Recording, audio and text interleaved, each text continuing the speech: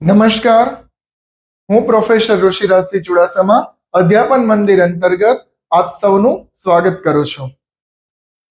B Ed semester 1 ની અંદર PE1 જે આપણો PE1 સબ્જેક્ટ છે એમાં ખાસ કરી અને આપણે શરૂ કરેલું છે. PE1 નું નામ છે અધ્યેતાનું મનોવિજ્ઞાન. આપણે સૌ જાણીએ છીએ કે તમારે લોકોએ જે વિદ્યાર્થીઓને ભણાવવાના છે એને આપણે મનોવિજ્ઞાનની ભાષામાં અધ્યેતા કહીએ છીએ. આપણે ખાસ કરી અને એઝ એ ટીચર આપણા જે વિદ્યાર્થીઓ છે એની દિલોદિમાગની પરિસ્થિતિ જાણવા માટે, એનું વર્તન જાણવા માટે આપણે PE1 સબ્જેક્ટ એટલે કે અધ્યેતાનું મનોવિજ્ઞાન એ વિષય આપણે ભણીએ છીએ.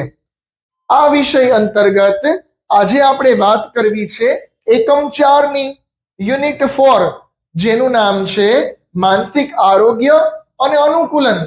જુઓ તાલીમાર્થીઓ, અધ્યેતાના મનોવિજ્ઞાનની અંદર એકમ 4 યુનિટ 4 આપણે શરૂ કરીએ છીએ, જેમાં મુખ્ય હેડિંગ છે માનસિક આરોગ્ય અને અનુકૂલન. આપણે સૌ જાણીએ છીએ કે આપણા વિદ્યાર્થીઓ આપણી શાળામાં, આપણા વર્ગખંડની અંદર દિલોદિમાગની રીતે એક પ્રકારે સ્થિર હોવા જોઈએ. એ ખૂબ જરૂરી છે. એ પોતાનું ધ્યાન કેન્દ્રિત કરી શકવા જોઈએ અને જેને કારણે આપણે તેનું માનસિક સ્વાસ્થ્ય જો ઠીક ના હોય તો સરખું કરવા માટે આપણે કાર્ય કરવું ખૂબ જરૂરી છે. આપણે સૌ નથી કહેતા કે ફિઝિકલી અને મેન્ટલી બંને રીતે વિદ્યાર્થી વર્ગખંડમાં અને લેક્ચરની અંદર હોવો એ ખૂબ જ જરૂરી છે. આપણી સામે એ બેઠો છે, ફિઝિકલી તે છે પરંતુ તે માઇન્ડથી બહુ ડિસ્ટર્બ છે, તેનું મગજ બીજે ક્યાંક છે, તો એ ભણવામાં ધ્યાન કેન્દ્રિત કરી શકશે નહીં. એટલા માટે ખાસ કરી અને માનસિક આરોગ્ય ખૂબ જરૂરી છે. એ ધ્યાન કેન્દ્રિત કરી શકે, પોતે ચિંતન મનન દ્વારા આપણે જે ભણાવીએ છીએ વર્ગખંડની અંદર તે પોતે આત્મસાત કરતો હોવો જોઈએ. એને કહેવાય મુખ્ય રીતે માનસિક સ્વાસ્થ્ય. શારીરિક રીતે તંદુરસ્ત છે વિદ્યાર્થી, પરંતુ માનસિક રીતે તે તંદુરસ્ત હોય એ ખૂબ જરૂરી છે. આપણા મનોવિજ્ઞાનની અંદર વાત કરી છે કે ઘણા બધા અધ્યેતાઓ એવા હોય કે એને મુખ્ય રીતે કોઈ શારીરિક ખામીઓ હોય, જેમ કે હાથ પગ, એવો કોઈ એકાદો અવયવ ના હોય, પરંતુ મેન્ટલી તે પૂર્ણ સજાગ હોય તો તેને ચોક્કસથી સફળતા મળે છે. એટલા માટે જ માનસિક સ્વાસ્થ્ય ખૂબ જ જરૂરી છે. આપણે જે લેક્ચરની અંદર જે કંઈ ભણાવીએ છીએ એમાં વિદ્યાર્થી ધ્યાન કેન્દ્રિત કરે એ ખૂબ જ જરૂરી બાબત છે. પોતે આપણો વિષયાંગ મુખ્ય રીતે સમજે એના માટે વિદ્યાર્થી માનસિક સ્વસ્થ હોય એ ખૂબ જ જરૂરી બાબત છે. એટલા માટે એકમ 4 જેનું નામ છે માનસિક આરોગ્ય અને અનુકૂલન, વિદ્યાર્થીઓ જે છે એ માનસિક રીતે સ્વસ્થ હોય એ ખૂબ જ જરૂરી છે. તેના દ્વારા તે ધ્યાન કેન્દ્રિત કરી શકશે અને ધ્યાન કેન્દ્રિત કર્યા બાદ તમે લોકો જે એ લોકોને આપશો, જે વર્ગખંડની અંદર આપણે અધ્યયન અધ્યાપન કાર્ય થશે તેમાં તે પોતાની સફળતા અવશ્ય માનશે. એકમ 4 ની અંદર 4.1 ની આજે વાત કરવી છે. 4.1 જેનું નામ છે માનસિક આરોગ્ય.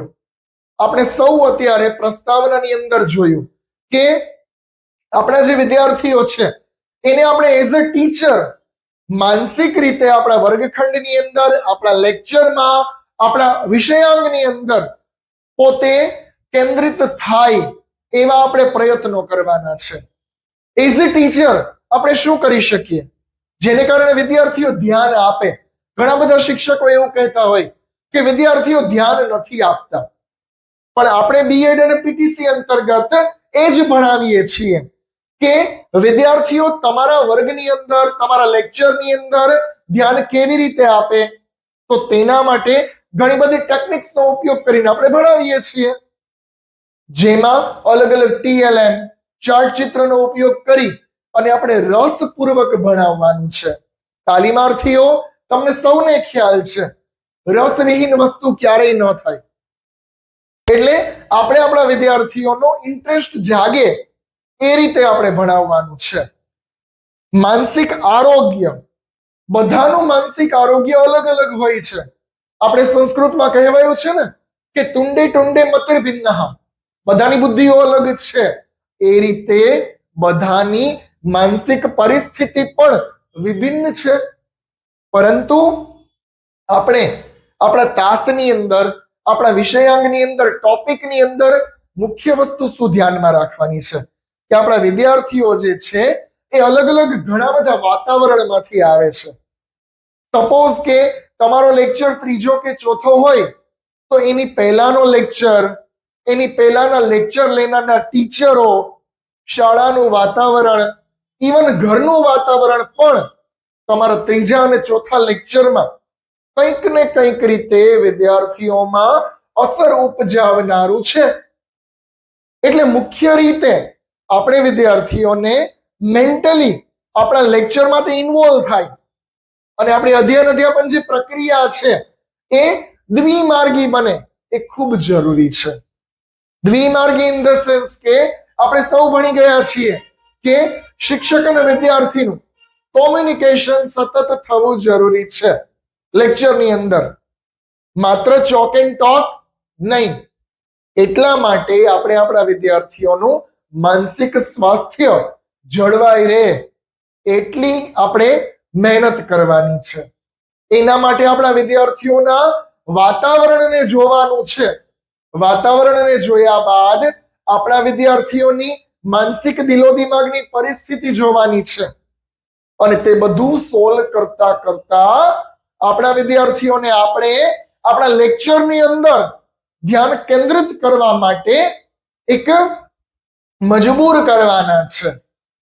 એ ધ્યાન કેન્દ્રિત કરી શકે, ફોકસ તેનું ક્યાં હોય? આપણા વિષયની અંદર હોય. તે આપણા યુનિટ 4 આપણને શીખવે છે. અલગ અલગ વાતાવરણની અંદર અલગ અલગ વર્તન, અલગ અલગ વ્યવહારોમાંથી આપણા વિદ્યાર્થીઓ આવે છે. બધાની પરિસ્થિતિ સરખી નથી, બધાની અલગ અલગ છે. એ બધી પરિસ્થિતિની અસરો એના મન અને મસ્તિષ્ક ઉપર પડે છે. એ બધાને સોલ્વ કરતા કરતા આપણે એઝ અ ટીચર આપણા વિદ્યાર્થીઓને આપણા લેક્ચરમાં ફોકસ કેમ કરવું એ આપણી એક શિક્ષકની આવડત છે. મુખ્ય રીતે અલગ અલગ પરિસ્થિતિ, જો ઘણા બધા વિદ્યાર્થીઓ હોય એ પરિપક્વ ના પણ હોય, પરિપક્વ હોય એને ધ્યાન કેન્દ્રિત કરવા માટે ઓછા પ્રયત્નો કરવા પડે, પરંતુ જે અપરિપક્વ છે, ઇનમેચ્યોર છે, એ લોકોને મન ખૂબ ચંચળ છે, એટલે ધ્યાન કેન્દ્રિત કરવા માટે શિક્ષકોએ પ્રયત્નો જ્યાં કરવા પડશે. આપણને સૌને ખ્યાલ છે, કારણ કે પ્રાઇમરી અને પ્રી પ્રાઇમરી લેવલની અંદર વધારે પડતું ફોકસ વિદ્યાર્થીઓ કરી શકતા નથી. હવે વધારે ફોકસ ન કરી શકે એટલે કામ વધારે શિક્ષકોનું વધી જાય છે કે શિક્ષકોએ મુખ્ય રીતે એ લોકોને કઈ રીતે ફોકસ કરતા કરવા એ આપણા સૌની એક ફરજ છે અને એના માટે જ આપણે અલગ અલગ ટેકનિકનો ઉપયોગ કરીએ છીએ. આગળ આપણે જોઈએ તો માનસિક સ્વાસ્થ્યનો અર્થ અને સંકલ્પના તાલીમાર્થીઓ કે માનસિક સ્વાસ્થ્ય એટલે શું આપણે સૌએ પ્રસ્તાવનામાં જોયું. હવે આપણે તેનો અર્થ અને સંકલ્પના જોઈએ. સામાન્ય શબ્દોમાં કહીએ તો સમગ્ર વ્યક્તિના વ્યક્તિત્વની સુમેળ ભરી એક માનસિક પરિસ્થિતિ એટલે માનસિક સ્વાસ્થ્ય. ખૂબ સરસ શિક્ષણવિદે કીધું છે. સામાન્ય શબ્દોમાં કહ્યું કે સમગ્ર વ્યક્તિત્વની સુમેળ ભરી પરિસ્થિતિ એટલે માનસિક સ્વાસ્થ્ય. એનું વ્યક્તિત્વ ખ્યાલ આવી જાય માનસિક સ્વાસ્થ્ય ઉપરથી. વિદ્યાર્થી સામે બેઠા હોય તો એઝ અ ટીચર આપણને શિક્ષક તરીકે ખ્યાલ હોવો જોઈએ કે તે ધ્યાન કેન્દ્રિત છે કે ફિઝિકલ મેન્ટલી રીતે અલગ અલગ જગ્યાએ છે. ફિઝિકલ તો છે જ, પરંતુ મેન્ટલી તે આપણા લેક્ચરમાં હોવો જોઈએ, એ ખૂબ જરૂરી છે. અલગ અલગ વ્યાખ્યાઓ સંકલ્પનાઓ આપી છે. માનસિક આરોગ્ય એ સ્વાસ્થ્યની જાળવણી અને માનસિક વિકૃતિઓને રોકવા માટે જરૂરી છે. અલગ અલગ વિદ્યાર્થીઓમાં જે કોઈ માનસિક વિકૃતિઓ છે એ વિકૃતિઓને રોકવા માટે આપણું માનસિક સ્વાસ્થ્ય ખૂબ જરૂરી છે. જેટલું વિદ્યાર્થી પક્ષે આ જરૂરી છે એટલું જ શિક્ષક પક્ષે પણ જરૂરી છે. દિમાગની અંદર વર્ગખંડમાં આવ્યા બાદ તમારા સૌ તાલીમાર્થીઓએ માત્ર ને માત્ર ફોકસ તમારા વિષયાંગ પર કરવાનું છે. તમારો વિષયાંગ મુખ્ય રીતે વિદ્યાર્થીઓને તમે પીરસી દો એ ખૂબ જરૂરી છે. અને એ રીતે જ તમે લોકો તમારો વર્ગને સ્વર્ગ બનાવી શકશો. કારણ કે મુખ્ય બાબત એ છે કે વિદ્યાર્થીઓની એક પ્રકારે હાજરી માનસિક રીતે કે તેઓ તમારી સાથે એક ભળી જવા જોઈએ, આપણે જેને કહીએ તેમ ઓતપ્રોત થઈ જવા જોઈએ. એટલા માટે સંકલ્પનાઓ ઘણી બધી આપેલી છે. આપણા મનોવૈજ્ઞાનિક ક્રો અને ક્રોની વાત કરીએ તો ક્રો અને ક્રો મુજબ માનસિક આરોગ્ય એ એવું વિજ્ઞાન છે જેમાં માનવ કલ્યાણ જોવા મળે છે. તાલીમાર્થીઓ વ્યાખ્યા ખૂબ સરસ છે. ક્રો અને ક્રોના મતે માનસિક સ્વાસ્થ્ય એ એક એવું વિજ્ઞાન છે જે માનવ કલ્યાણ સાથે સંબંધિત છે. માનવને કલ્યાણની વાત કરી છે કે આપણા વિદ્યાર્થીઓ ફોકસ કરતા એકવાર શીખી જશે, એવી એનામાં મેચ્યોરિટી આવી જશે, પછી આપણે એને હરેક લેક્ચરમાં એવું કહેવું નહીં પડે કે ભાઈ તમે ધ્યાન આપો. એ લોકો એકવાર મેચ્યોર બની જશે, એને પુખ્તતા આવી જશે કે મારે મુખ્ય રીતે આ ભણવાનું છે, તો પછી વારે ઘડીએ આપણે એકને એક વાત તેને કહેવી પડશે નહીં. એવું એક વિજ્ઞાન છે. માનવ સંબંધના દરેક ક્ષેત્રમાં માનસિક આરોગ્ય જરૂરી છે. અધ્યાપન પ્રક્રિયામાં અને કોઈ પણ અન્ય પ્રક્રિયામાં પણ માનસિક આરોગ્ય ખૂબ જરૂરી છે. એઝ અ ટીચર તમે બધા અને આપણે બધા જ્યારે માનસિક રીતે સ્વસ્થ હોતા નથી ત્યારે આપણો લેક્ચર કેવો જાય છે, અને માનસિક રીતે આપણે સ્વસ્થ હોઈએ છીએ ત્યારના લેક્ચરમાં જમીન આસમાનનું અંતર જોવા મળે છે તાલીમાર્થીઓ. એટલા માટે જ અહીંયા કહ્યું કે એક એવું વિજ્ઞાન છે કે તે વ્યક્તિના વ્યક્તિત્વને દેખાડે છે, દર્શાવે છે. કારણ કે ફિઝિકલ કોઈ પણ પ્રોબ્લેમ હોય તો તેનું સોલ્યુશન આસાનીથી થઈ જાય, પરંતુ માનસિક સ્વાસ્થ્ય ખૂબ જરૂરી છે. કારણ કે ધ્યાન કેન્દ્રિત કરવા માટે, યાદદાસ્ત વધારવા માટે, યાદશક્તિ વિદ્યાર્થીઓની વધે એટલા માટે તે માનસિક રીતે સ્વસ્થ હોય તે ખૂબ જ જરૂરી છે. અને એ જ રીતે વિદ્યાર્થીઓ જો ભણવા બેસે તો આરામથી એ લોકો સફળતાને પ્રાપ્ત થાય છે.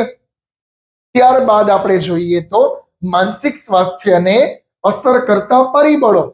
તાલીમાર્થીઓ અલગ અલગ રીતે આપણે માનસિક સ્વાસ્થ્ય, તેનો અર્થ, તેની સંકલ્પના અને મુખ્ય રીતે માનસિક સ્વાસ્થ્ય એટલે શું એ આપણે જોયું. હવેનો પોઈન્ટ છે આપણો માનસિક સ્વાસ્થ્યને અસર કરતા પરિબળો. તાલીમાર્થીઓ કોઈ પણ બાબત હોય તે બાબતને આપણે સૌ જાણીએ છીએ કે કંઈક પરિબળો અસર કરે છે. તો જે વિદ્યાર્થીઓનું માનસિક સ્વાસ્થ્ય છે કે એ લોકો ફોકસ નથી કરી શકતા, યાદ નથી રાખી શકતા, એટલા માટે અલગ અલગ પરિબળો તેની પાછળ જવાબદાર છે. એવા કારણો છે કે જેને કારણે આપણા વિદ્યાર્થીઓ ધ્યાન કેન્દ્રિત કરી શકતા નથી. પરિબળોની અંદર પહેલું પરિબળ, બીએડની આપણી પરીક્ષાની અંદર, યુનિવર્સિટીની એક્ઝામમાં આ માનસિક સ્વાસ્થ્યને અસર કરતા પરિબળો મોસ્ટ આઈએમપી ટોપિક છે તાલીમાર્થીઓ. એટલે એક એક પોઈન્ટ તમે ધ્યાનથી સમજજો. પહેલું પરિબળ શારીરિક પરિબળ, ફિઝિકલ. વિદ્યાર્થીઓ લેક્ચરની અંદર ધ્યાન કેન્દ્રિત કરવા માટે પહેલું પરિબળ જે છે એ શારીરિક પરિબળ છે. આપણે સૌ કહીએ છીએ ને કે જેનું જેવું તન એવું તેનું મન. એટલે તાલીમાર્થીઓ માનસિક રીતે સ્વસ્થ હોવા માટેની પૂર્વ શરત પહેલી છે કે તન સ્વસ્થ હોય, શરીર સ્વસ્થ હોય. એટલે જ કહ્યું કે માનસિક સ્વાસ્થ્યમાં જો કોઈ અસર કરે તો પહેલું પરિબળ શારીરિક પરિબળ છે. જે લોકો શારીરિક રીતે અસ્વસ્થ છે અને જે લોકો નબળા છે, અશક્ત છે, તે લોકો ધ્યાન કેન્દ્રિત કરવામાં અલગ અલગ તે રૂકાવટ અનુભવશે. તે લોકો ધ્યાન કેન્દ્રિત કરી નહીં શકે. પોતે પોતાના ફિઝિકલ, પોતાના શરીરની અંદર તે એક સ્વસ્થ હોવા ખૂબ જરૂરી છે. આપણે એક્ઝામ્પલથી સમજીએ તો આપણે જ છીએ કે આપણને શરીરમાં બહુ તાવ ભર્યો હોય અથવા માથું ખૂબ દુખતું હોય અને આપણે લેક્ચર લઈએ છીએ, તો તે લેક્ચર અને આપણે જ્યારે શારીરિક રીતે સ્વસ્થ હોય છે ત્યારનો લેક્ચર, બંનેમાં જમીન આસમાનનું અંતર છે મિત્રો. એટલે આપણા જે વિદ્યાર્થીઓ છે એ પણ શરીરની અંદર એક પ્રકારે તંદુરસ્તી અનુભવે અને ત્યારબાદ જો ભણવા બેસે તો તેને આસાનીથી યાદ રહી જાય છે. શરીરની અંદર કોઈ પણ ખામી હોય, એ ખામીનું સૌથી પહેલા આપણે સમાધાન કરવાનું છે. સોલ્વ કરી અને આપણે જ્યારે લેક્ચર લઈએ છીએ ત્યારે વિદ્યાર્થીઓ પૂર્ણ ફોકસ કરી શકે છે અને ફોકસ કર્યા બાદ તે યાદ રાખી શકે છે આસાનીથી. એટલા માટે શારીરિક પરિબળ જે છે એ મુખ્ય છે.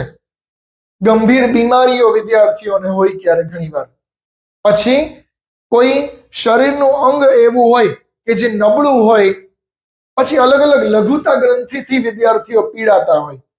આપણે ત્યાં હાઈસ્કૂલની અંદર એટલે કે તરુણોમાં આ ખામીઓ જોવા મળે છે. તાલીમાર્થીઓ, હાઈસ્કૂલ એટલે 9 અને 10 ના વિદ્યાર્થીઓ જે માધ્યમિક શાળામાં ભણે છે તેઓ તરુણો કહેવાય. હવે તરુણોને તરુણાવસ્થામાં આવા ઘણી બધી લઘુતા ગ્રંથિઓ હોય છે, જેમ કે મારો જ મિત્ર, મારી જ બેનપણી એ મારા કરતા વધારે શારીરિક રીતે ચડિયાતી છે દેખાવમાં, ઇન ધ સેન્સ કે રૂપ, રંગ, કદ, કાઠી. તો બાહ્ય દેખાવની અંદર એ લોકો, વિદ્યાર્થીઓને એવું થાય કે મારા કરતા એ વધારે ચડિયાતા છે. તો એવા વિચારો જો મગજમાં આવી જાય તો ભણવામાં ધ્યાન કેન્દ્રિત કરી શકે નહીં. તો એઝ અ ટીચર આપણી ભૂમિકા શું? આપણે શિક્ષક તરીકે એ વિદ્યાર્થીઓની લઘુતા ગ્રંથિને દૂર કરવાની છે કે ભાઈ બધા સરખા છે, બધા સમાન છે, અલગ અલગ સ્ટ્રક્ચર છે, પરંતુ બુદ્ધિ બધા પાસે સરખી છે. તો એ આપણે વિદ્યાર્થીઓને ચડિયાતાપણાની જે ભાવના છે એ ભાવનામાંથી બહાર કાઢવાના છે અને એને ઓટોમેટિકલી આપણે ધ્યાન કેન્દ્રિત કરતા શીખવવાનું છે. બીજું પરિબળ આનુવંશિક પરિબળ.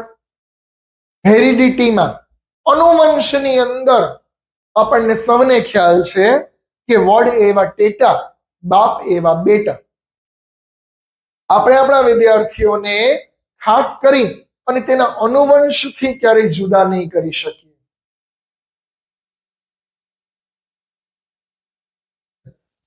એ વારસો અને વાતાવરણની અસર તેના ધ્યાન કેન્દ્રિતતા પર પડે છે.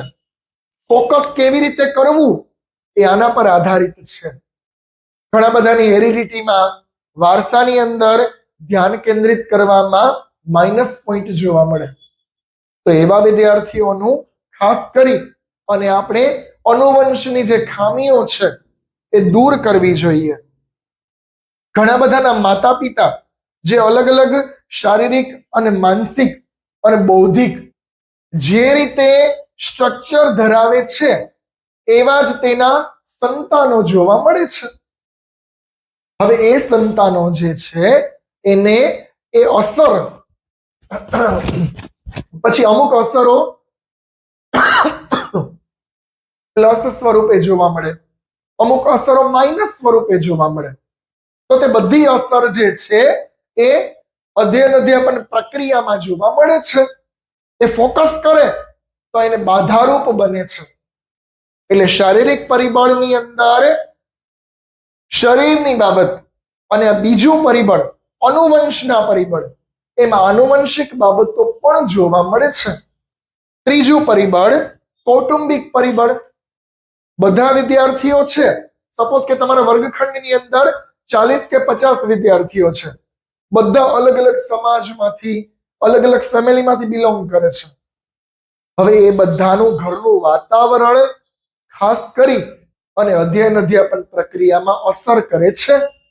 એને કહેવાય કૌટુંબિક પરિબળ. વિદ્યાર્થીઓ જે વાતાવરણમાંથી આવે છે, જે માનસિકતાથી પીડાય છે, જેમ કે કોઈને આર્થિક, સામાજિક, શારીરિક એવી ઘણી બધી તકલીફો જોવા મળે, એના ઘર પરિવારની અંદર, માતા પિતામાં, ઘરના કોઈ વડીલોમાં, તો વિદ્યાર્થીઓ ખાસ કરી અને શાળાએ આવ્યા બાદ પણ એનું દિમાગ ક્યાં છે? મગજની રીતે તે ઘરે છે. એટલે તમે જે લેક્ચર લો છો એમાં એ ફોકસ કરી શકતું નથી. એટલે ખાસ કરી અને કૌટુંબિક પરિબળ પણ મહત્વનું છે.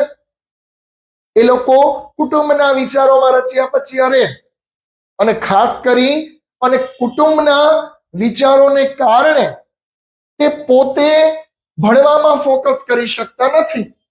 આપણે જોઈએ છીએ કે ઘણા બધા બહુ લો લેવલના ફેમિલીમાંથી આવે છે, બહુ એ લોકો બીમાર, પછી બહુ આર્થિક રીતે પછાત હોય છે. તો વિદ્યાર્થીને શાળાએ આવ્યા બાદ સતત ને સતત ઘરના માતા પિતાના વિચારો આવ્યા કરે છે. એટલે તે તમે જે કરાવો છો એ અભ્યાસની અંદર ફોકસ કરી શકતું નથી. તો આપણે એઝ અ ટીચર આપણી ભૂમિકા શું? આપણે આપણા વિદ્યાર્થીઓને એ બધા વિચારોમાંથી મુક્ત કરી અને ભણવા તરફ પ્રેરવાના છે. એટલા માટે જ તાલીમાર્થીઓ આપણે સૌ બીએડ અને પીટીસીમાં વિષયાભિમુખ કરીએ છીએ કે એની જે માનસિક બાબતો છે એ બધી આપણા લેક્ચર તરફ વળે. તો ત્રીજું પરિબળ કૌટુંબિક પરિબળ છે. ચોથું પરિબળ જોઈએ તો સામાજિક પરિબળ. તાલીમાર્થીઓ, આપણા ભારતની અંદર સામાજિક પરિબળ, સોસાયટી લેવલની વસ્તુઓ એ ખૂબ મહત્વની છે. આપણે ત્યાં વિદ્યાર્થીઓ શાળાની અંદર અલગ અલગ બધી નાત, જાત, ધર્મ, સંપ્રદાય, કોમના જોવા મળે છે. તો એ પોતાના સમાજના લક્ષણો, સમાજની માન્યતાઓ, સમાજના ધારાધોરણો લઈ અને આપણી શાળામાં આવે છે, તમારા લેક્ચરમાં બેસે છે.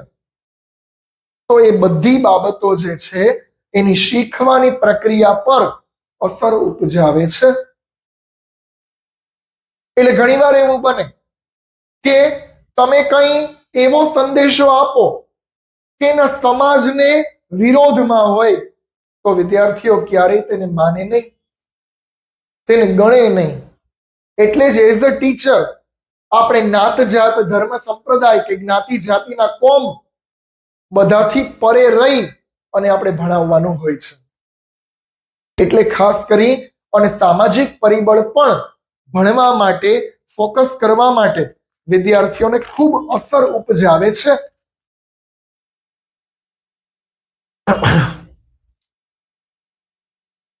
માનસિક આરોગ્યની અંદર અસર કરતા પરિબળો આપણે મુખ્ય રીતે 4 જોયા, કે શારીરિક, માનસિક, સામાજિક અને આનુવંશિક. આ 4 પરિબળોને આધારે વિદ્યાર્થીઓ લેક્ચરમાં ધ્યાન કેન્દ્રિત કરી શકતા નથી, અથવા ધ્યાન કેન્દ્રિત કરવામાં, ફોકસ કરવામાં એને આ 4 પરિબળો જે છે એ કંઈક અંશે પ્લસ માઇનસ રીતે મદદ કરે છે. ત્યારબાદ આપણે જોઈએ તો માનસિક આરોગ્ય. હવે મુખ્ય રીતે 4.1 ની અંદર આપણે બીજો પોઈન્ટ જે છે એ શરૂ કરીએ છીએ, માનસિક આરોગ્ય. આપણે સૌ જાણીએ છીએ કે આપણા વિદ્યાર્થીઓ માનસિક રીતે સ્વસ્થ હોવા ખૂબ જરૂરી છે. એને માનસિક આરોગ્ય કહેવામાં આવે છે, જેને આપણે બીજા શબ્દોમાં માનસિક સ્વાસ્થ્ય કહીએ છીએ. માનસિક સ્વસ્થ હોવા જોઈએ વિદ્યાર્થીઓ. વ્યાખ્યા જોઈએ તો માનસિક આરોગ્ય એવું વિજ્ઞાન છે જે ખાસ કરી અને માનસિકતા અને કાર્યક્ષમતા પર આધારિત છે.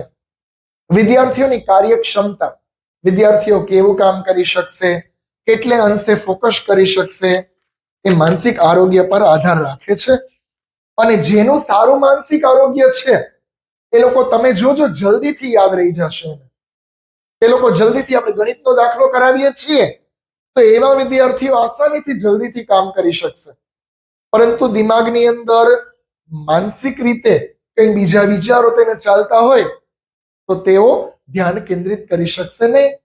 એટલે તમે શીખવેલો મુદ્દો કે તમે શીખવેલો કોઈ વિષયાંગ ટોપિક વિદ્યાર્થીઓને સમજવામાં ઘણીવાર અઘરો લાગે તો એના પર માનસિક સ્વાસ્થ્ય આરોગ્ય ખૂબ જરૂરી છે. માનસિક આરોગ્યનો અર્થ, માનસિક આરોગ્ય મુખ્ય રીતે મગજ અને મન સાથેની માંદગી છે. મગજ અને મન, દિલો દિમાગની સ્વસ્થતા એ જ મુખ્ય રીતે માનસિક આરોગ્ય છે. માનસિક સ્વસ્થતા ધરાવતા લક્ષણો. હવે માનસિક રીતે વિદ્યાર્થીઓ સ્વસ્થ હોય તો તેનામાં કેવા કેવા લક્ષણો જોવા મળે એ આપણે જોઈએ છીએ. તમને એક્ઝામની અંદર 3 માર્કના પ્રશ્નમાં આ પ્રશ્ન પૂછાઈ શકે કે માનસિક સ્વસ્થતા ધરાવતા વિદ્યાર્થીઓ અને વ્યક્તિઓના લક્ષણો, કે માનસિક રીતે તે સ્વસ્થ છે તો એ વિદ્યાર્થીઓને કેમ ઓળખવા. તેઓ સામાજિક અનુકૂલન સારું કરી શકે છે. પહેલો જ પોઈન્ટ શું કે છે? સામાજિક અનુકૂલન સારું કરી શકે.